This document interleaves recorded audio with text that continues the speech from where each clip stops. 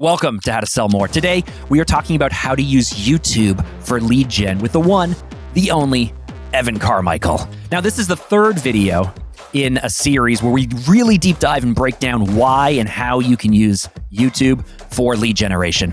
Now, Evan and his team of 40 plus people has built a wildly successful YouTube channel for entrepreneurs. He's also been recognized by Forbes as one of the world's top 40 social marketing talents. I've known this guy for a very, very long time. This is the third episode, so if you're with us so far, you know how amazing this is going to be. So without any further ado, I'm Mark Drager. Let's get into it. So I've got Evan Carmichael with me. We are in studio. We are in person in his studio here in Toronto.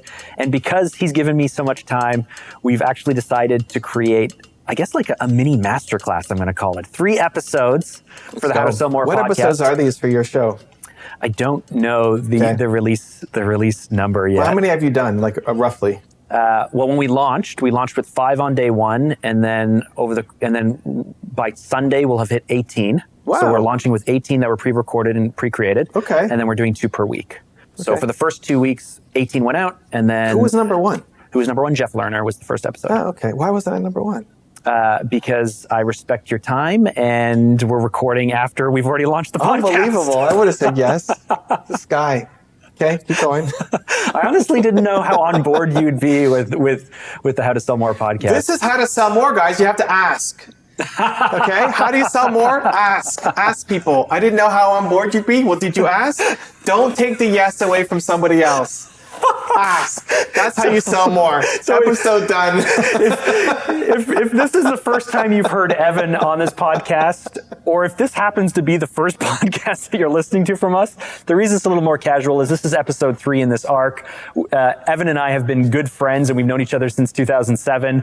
And so that's why there's going to be a little bit more banter, perhaps. 2007. Yeah. Wow. Yeah, 2007. Do you remember back then? No. I remember the first time I met you. Really? What were we doing? You were doing a local mastermind meeting at Frank Kinachuchi's. Frank Chanchuli? Yes, at his place.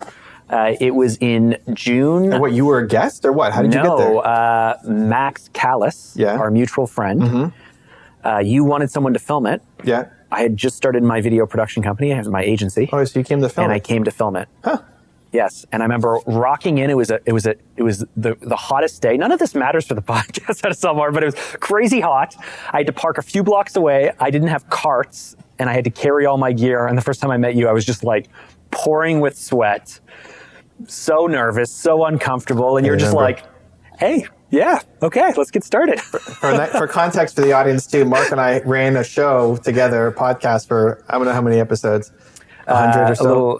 It was about 2 years, a little over 100 episodes, I think. And he would always lead the show with all his banter and back and forth, and I got so pissed off. Like, Mark, can we talk about what we need to talk about instead of just like, how you doing? So, yeah, well, let's talk about what we need to talk about. So, exactly. So this is the 3rd episode in a series where we're talking about how to use YouTube to actually generate leads and to sell more. Mm-hmm. There are 3 different types of content that Evan was outlining. In the first episode, he talked about the importance of business development content that can actually help you generate leads and close business in 30 days. The second episode, we looked at the top level brand awareness, brand building, which is really more on the thought leadership side, how to position you, your brand, your company as a thought leader in your space. So more people come to you for the answers that they're desperate for. You can really build credibility and trust. Now we're going to talk about conversion content. What is conversion content? What is that on YouTube? I mean, I can guess, but you got a good memory. I would have forgot all those things by now. So that's great. Show me the process of you doing the thing that you're great at. Ooh, okay. So this is great for conversion, and it's usually the easiest content to make as well. So what are you doing already day to day with your clients that you can show me the thing that you're doing instead of just trying to talk about the thing that you're doing? Because most of us are afraid to talk about the thing. We're uncomfortable in front of the camera, all the reasons why we don't get started on YouTube. But you're an expert at the thing, hopefully. Like if you're listening to the show, you already know how to do something. So instead of telling me, show me, right? I mean, this is sales 101, show, don't tell. So, example, I was figuring out my studio at home to figure out the sound paneling and how to get it all quiet because it's a big basement and, no carpets and just... What happens when you have marble flooring and glass doors and hardwood everywhere? So Echo mania. So we're looking at different companies of like who do I hire, who's good.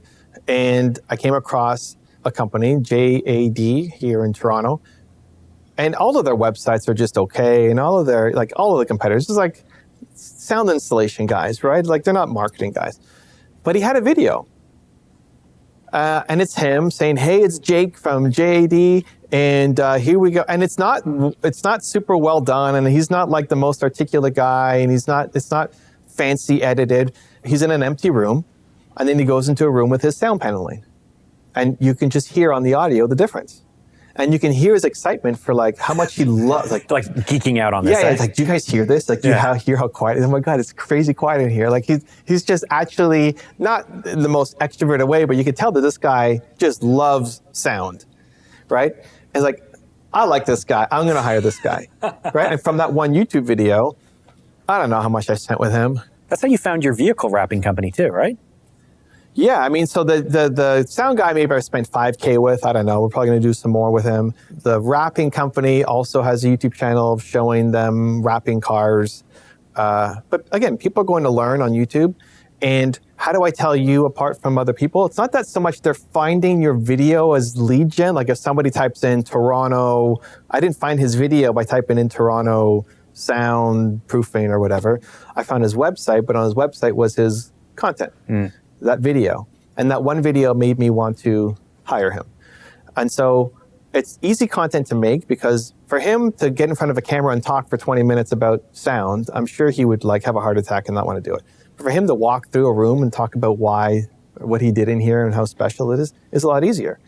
And so we were thinking about content that can, yes, go up on a YouTube channel. It might lead to some lead gen. It might lead to a little bit of branding. But the main point is for people who are finding you to convert them to want to work with you. So that's a brick and mortar kind of like old school business kind of example. I've got an even better example, I think. So there's a channel out of Australia, and they are industrial. It's like an industrial metal shop. Now, I wish I could remember the name of the company, but it comes up in my feed all the time. I think it's CSE Industrial Australia or something like that. Why does an industrial metal company show up in your feed all the time? Well, so here's the thing. Somehow I found it, but this whole channel, it's a husband and a wife. They're in maybe their 30s. The wife does all the video work. The husband literally, like if you thought of a guy working in mining who was a welder and a lathe operator, which is what he is, not necessarily the most comfortable on camera, but he is so detailed and knowledgeable about his craft. I have somehow become addicted to watching a guy who pulls off, I don't know, boring things off of excavators for mining in Australia, to watch him recreate or rebuild these things. And each step of the way he explains the detail, he explains the care, he explains why he's doing it this way and saving the customer $5,000 here and $5,000 there. And you just can't, you can't help but like this guy and respect this guy and realize how much he knows. And therefore, if I was looking for these services and no one else is going to this detail, I can't trust that anyone knows as much as this guy.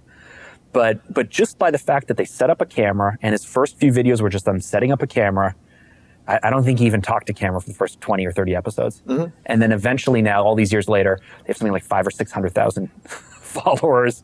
And you can see their shop growing. You can see that they're building their business, which is this industrial business, simply because they took the time to show every step of the process and how much he cares about it. Yeah. And that's a lot easier content for him to make than to talk about how he's going to make these things happen, right? It's just, how do you talk about it? It's impossible. Or he could try to draw it on a whiteboard or something, but like, just take me and show me. Right? It may not be now maybe if he's had that many subscribers now, he's invested more into the production than what he had at the beginning, but it doesn't have to be very high production, especially at the start, because you're not a video production company. Like if you're a video production company, your stuff better look good. I mean, why am I going to hire a crappy video production company, right? But if you're a sound company or you're a industrial metal company, whatever, I don't expect like top tier video production.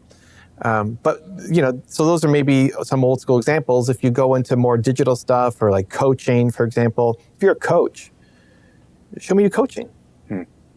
Like this is a big problem. A lot of coaches make thought leadership content where they're saying, here are the 8 ways to overcome XYZ. Okay, instead of doing that, Show me you coaching somebody. If your gift is coaching, coach.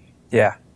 This is hard though. Like I'm thinking right now of a project we've been working on for 9 months that I'm not really allowed to talk about, but it's a very complex qualitative market research study for a professional association that is having just eye-opening, massive changes. This work we've been doing, I'm confident will save this association over the next 5 years and completely change their industry. And we can't show it. We can't talk about it. We can't make videos on it. We can't reveal anything about it. There are a lot of people who, maybe they're not under an NDA like we are or something, but there are a lot of people who do work where they just go like, how do we get people on board with this? Yeah, but you don't even need to show current clients, right? Like you don't need to make content with current clients to show that you're good at marketing. Like it's great to have case studies, but coach. So if you're doing marketing, tear apart somebody's campaign. Whatever big campaign is going on right now, tear it apart and say like, here's all the things that they're doing wrong. Here's their Facebook ad, here's their landing page, it doesn't connect, whatever you're going to be an expert at, show me the process. Instead of you saying, here are the 8 ways to launch a new brand, show me somebody whose brand came out and tear it apart. Not just for ideally you're talking about what went wrong, not here are all the things that they did right. Like, okay, that's cool. But like, what would you fix, right? Right. Because that's really where you show your expertise. Like, how would you fix this? Especially if there's some big campaign that a lot of people have seen as a success. It's okay, it was pretty good. And you know what? Here are the 5 things that need to be fixed. One of the ways I met Tom Bilyeu was I made a YouTube video breaking down his channel. I don't know if you remember that. It was him and I think Eric Thomas, I forget who it was. I looked at him and somebody else's channel and I broke it down and said, and I'm not super negative, it's constructive feedback because I love Tom. But here's what he did right, but here's what I would fix. And the number one comment was Tom, like saying, thank you so much for all this valuable feedback. And that's how we started to get to know each other. So cool, you can't talk about this association, whatever, boo-hoo for them. Great. Like you could have given them, it's like they're just bad marketers if they're not willing to have their name be spread out more, right? It's like you want people to tell their story. You telling the world about XYZ, their company, their association is good for them, right? They don't understand that, whatever. I don't want to trash your client, but I kind of want to do. They're good people, don't do that. Oh, they're great people. Terrible marketers, right? Like if I'm you or I'm me talking to them, like, guys, this is why I'm here, to help you. Because you provide an amazing service, but you can't market if your life depends on you. And like, this is a wrong decision, right?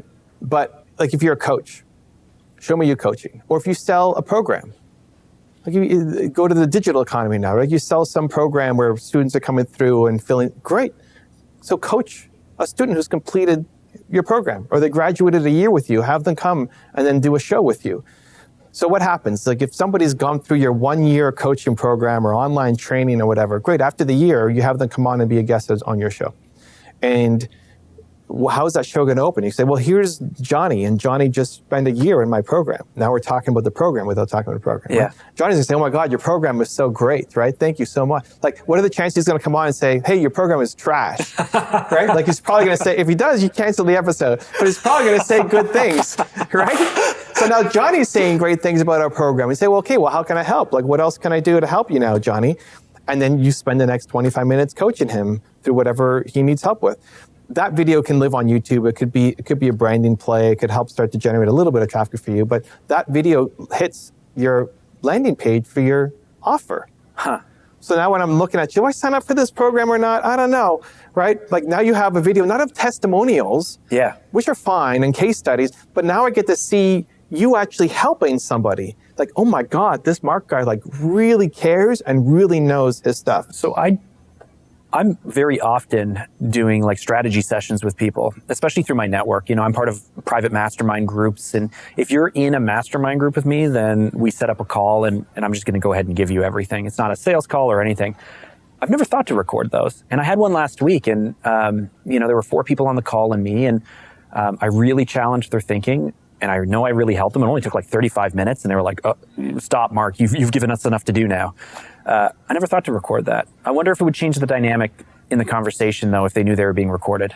For some people, but a lot of people, they forget that the cameras are on, like once they start rolling. Yeah. Or if you're doing it over Riverside or something, there's like, it's basically the same thing. They're talking to the Zoom. Your goal is not to humiliate them and make them look like idiots, like, right? Yeah. Hopefully, right? So that's good. No, but some people, like, the whole point is to try to get a gotcha moment and try to make them look stupid. So, that's fine. And a lot of people would value it, So, I would, again, don't take the yes away from somebody. You're worried that they're going to say no. Well, maybe they'll say yes, right? So now you have great content to see how great you are at what you do. Okay, so when we talked about thought leadership, it was a long play. If you haven't heard that episode, head over to that episode where we talk about thought leadership, a 3-year play. If we talk about sales or business development content, it's not about the views, not about the title, not about the thumbnail, a 30-day play. Let's get some people on our podcast. You should definitely listen to that episode as well if you haven't. For this one, what is it about? How do we get people to watch this? Simply record it, drop it on your landing pages, drop it as social proof, drop it on whatever inbound source people happen to be hitting? Yeah, so again, the goal is, how do I sell more? That's what this episode or this show is all about. This is about converting. Mm-hmm. So we have people who are hitting our landing page, but they're not buying as much as they should. Okay. So how do we get them to convert more? Well, let's see a video of you doing the thing that you're so great at. And so if I hit your landing page for your marketing offer, and then I saw 10 videos of you coaching people that you package, and the opening is like, oh my God, Mark, I didn't even think about that. And like, that's the opening of the video. And I get to see you in your prime doing amazing things. Like, I want that. I don't even know what you know how to do. I want that too. Yeah. Like, what is the I want that for me. I want that for my sales pages. I want to feel that. I want to feel that. I want to feel that thing that guy is feeling when he's with Mark. So I'm going to hire Mark.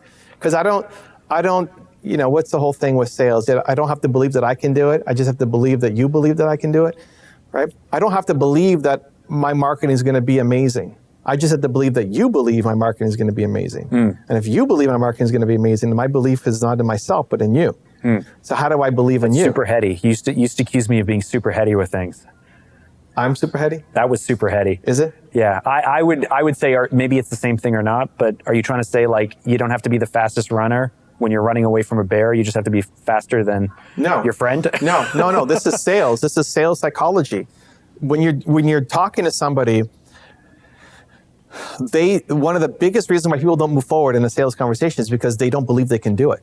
Mm-hmm. They might believe that other people can get results, but they don't believe that they can do it. They don't believe it's possible for them. And so they're afraid, they don't take action, they don't take the first payment, they don't take the first step.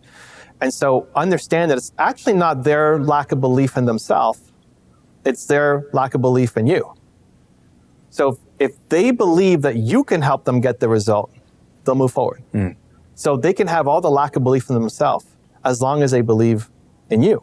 Okay. And so if I'm watching I'm on your channel, like I know I need marketing. I don't know, like I suck at marketing. I'm this stupid association. We're going under anyway. And amazing people. We're amazing clients, people. We're amazing really people. Impactful work. Our marketing is just so bad. I am so excited to be a part of this project. I have to say that. I have to, because it's true. No, I know. I believe you. I believe you. We do life-changing work, but our marketing is just terrible, and we're never going to get it. And so we're like kind of like a lost cause. We're basically going under, and we're not going to do this. But I look at your stuff, and like all I have to believe is that Mark believes that we can fit. Because you said like we're going to change this whole thing for them. Yeah. And your confidence makes them confident. That's it. They may have no confidence in themselves. Maybe they tried 18 other agencies. They all failed because they don't let anybody use case studies. And, it's been a train wreck of people that they hired, right? But you have confidence coming in to say, no, like this is going to work. We can do this. And it's your confidence that they're buying into. So it's your belief in your ability to do this, even if they suck and have no belief. And so that's what conversion content does, is it helps transfer that belief to say, I don't think we can do this, but you know what? I think Mark can do this for us. Now, there's a reason why everybody listening knows why you speak at all of these private events, why some of the largest brands and some of the largest thought leaders turn to you to help them run their channels and to be able to really make the most out of YouTube. Because I've known you for a very long time, And I feel like I know most of what you're saying, but the way you're saying it today is hitting me differently than like reading a YouTube playbook or anything else. Again, there's no excuses. There's excuses. There's no reason not to work this into your business. It all depends on what your goal is, right? If you go back to the first episode of these three, it's like, what are you trying to accomplish? There's three different types of content you can make that serve different purposes. So the biz dev show is I need to generate immediate revenue and I want to double my business in the next year. Cool. Like you can do that with biz dev content. The thought leadership content is I'm trying to build a brand that then over the next 3 to 10 years brings in so much clients and cash flow and revenue for me that I don't even have to do much of the other marketing. Cool. That's a different reason. And then today's episode is about converting and making easy content by showing what you're an expert at and transferring your belief into people that, okay, I think this is the guy for me. Because you'll as good of a presenter you are, and I've seen you present and speak, and I've had you inside my private groups of sharing wisdom, you're better at the client coaching than you are at presenting. And if I had to put my money on, okay, I have one opportunity for Mark to make this big pitch to a client, I'd much rather it be this collaboration between you two where you're going back and forth and coaching than you going up and pitching for an hour, which may not be everybody's skill set, but it is yours. You have to be a good coach, which you are. A lot of people, they're afraid of being exposed and not knowing what the questions are going to be, so they just stick to the pitch. But if you're actually a good coach and good in the consultative sales process, that's a way better thing to be able to do. And so great, that's how you're getting sales. Awesome, now film it. I don't know that you're good at that. Till I see it. Show, don't tell. So for this episode, your number one tip, your number one strategy to sell more. Show me the process of the thing that you're great at and film it. Okay, let's wrap up this episode with the 3-point roundup. Number 1, conversion content on platforms like YouTube, and then being able to take that YouTube video and place it at other places in your customer journey is huge. It is the best way to demonstrate what you do, how you do it, how you think, the results that you drive. Like, why not just take the time to put on camera what makes you you, what you geek out about, the things that you love that you think other people frankly won't be interested in, and they may not even be interested in it, but your passion is going to come through. The care you take, the strategies, the thinking, what it is that you do will come through, and it will help you convert more leads. Number 2, video is a great platform and has been for well over a decade to help you with lead generation and conversion. Demo videos, product videos, walk-arounds, how-tos. If you're a coach, show coaching. If you're a consultant, show consulting. If you're a builder, show building. Like, we get it, right? Why aren't more people doing it? It takes a little bit of time, costs a little bit of money, and frankly, most people are a bit afraid. Like, it feels intimidating. But here's the thing. Because so many people are intimidated by it, if you just simply start doing it and get good at it, it will separate you from the rest. And number 3, I don't think Evan intended to teach this, but we don't want to take away people's ask. Don't be afraid to ask people. It's a little side note, right, in the series where I was joking around and I was like, oh, I wasn't sure you wanted to go there, Evan, and do that stuff. And he's like, don't take away the ask. It's a lesson we can all walk away with. So whether you're selling someone or you're just seeking collaboration, it's important to ask and initiate the dialogue, get things started. Don't take away the yes before you've had the chance to ask. Now, I want to thank Evan Carmichael for joining us today. He is an amazing friend. This has been a great series. I hope you got a lot of value out of it. And if you did, head over to Instagram, give him a follow, drop him a DM and say, hey, I saw you on How to Sell More and I thought you rocked it. Now, his handle is @EvanCarmichael. If you are over there on Instagram and you're sending him that DM and you want to check out what we're doing as well, our handle is @SalesLoopBrand. I love to hear from you. If you want to drop me a DM, if you want to drop me a voice note, let me know what you think of this series. And one last thing, if you've made it this far into the podcast, you probably should subscribe, and here's why. Every single week, we break down advanced strategies and tips to help you grow revenue and grow sales, just like what Evan shared with us today. So if you haven't subscribed, be sure to. If you have subscribed, maybe leave us a quick review or a comment. That would really help. Anyway, with that, I am Mark Drager, and we will catch you in the next episode.